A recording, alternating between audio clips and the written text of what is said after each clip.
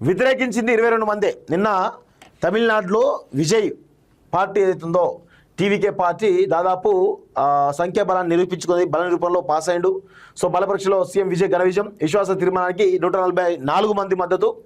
నిలువునా చీలిన అన్నా డిఎంకే. ఇక్కడ ఒక పాయింట్ చెప్పాలి మిత్రులారా, విజయ్ ఎట్టి పరిస్థితుల్లోనూ ముఖ్యమంత్రిగా ప్రమాణ స్వీకారం చేయకుండా ఉండడానికి అమిత్ షా చాలా పెద్ద ఎత్తున ప్రయత్నాలు చేసిండు.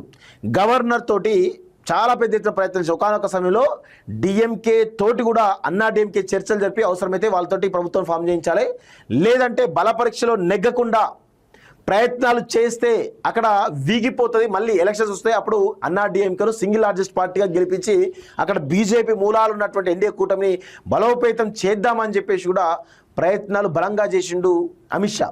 సో ఇప్పుడు ప్రజా తీర్పును అవమానించే విధంగా అమిత్ షా చేసిండు. కానీ విజయ్ తన యొక్క రాజకీయ చతురతతోటి, అంటే ఆయన ఇప్పుడు కొత్త వ్యక్తి కదా రాజకీయాల్లో, సో ఎక్కడ బొక్కబొర్రలు పడుతున్నాయి అనుకున్నాం, కానీ చాలా చాకచక్యంతో ఆ యొక్క ఫస్ట్ కాంగ్రెస్ మద్దతు తెలిపింది, తర్వాత చిన్న చిన్న పార్టీలు మద్దతు కూడగట్టడంలో కూడా చాలా కష్టపడ్డాడు.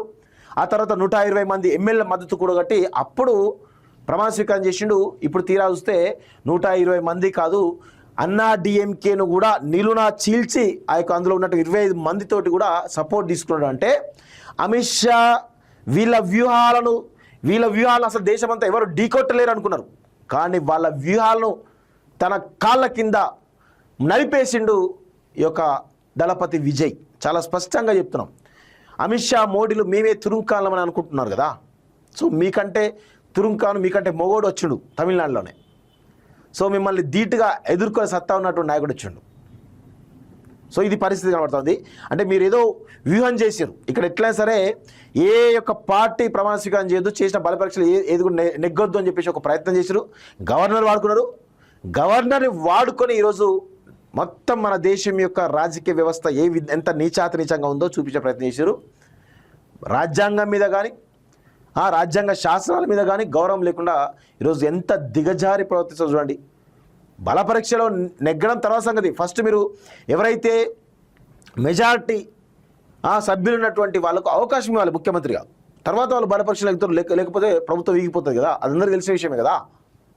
కానీ అలా చేయకుండా గవర్నర్ను మీ ఆధీనంలో పెట్టుకొని ఈరోజు అక్కడ ప్రభుత్వాన్ని మొత్తం కూడా అసలు ఏ ప్రభుత్వం రాకుండా చేసి రాష్ట్రపతి పాలన పెట్టి మళ్ళీ ఎన్నికలు తీసుకొద్దాం 6 నెలల్లో, అప్పుడు ఏఐడిఎంకేను బలోపేతం చేద్దాం, ఎన్డీఏ కూటమిని అక్కడ అధికారం తీసుకొద్దాం అని ప్రయత్నం చేసి విఫలమైనరు. సో ఇప్పుడు అన్నా డిఎంకే ఏదో ప్రయత్నం చేసిందో దాన్ని నిట్టనిలో చీల్చేసి కంప్లీట్గా అసలు ఎక్కడా కూడా అన్నా డిఎంకేను కూడా లేకుండా చేస్తున్నది చాలా స్పష్టంగా తెలుస్తుంది. ఇది విజయ్ యొక్క విజయంగా మనం చెప్పొచ్చు. EPS versus Shanmugam. అన్నా డిఎంకేలో ముసలం ఎడప్పాడితో 22 మంది, షణ్ముగం వైపు 25 మంది. టీవీకో ప్రభుత్వంలో చేరేందుకు తప్పుడు ఆరోపణలు. పార్టీ ఓటమి కారణం ఎడప్పాడే, మాపై వేటు చెల్లదు అంటూ చూస్తాను. సీఎం విజయ్ ఓఎస్డీగా జ్యోతిష్కు నియామకం రద్దు అంటూ చూస్తాను.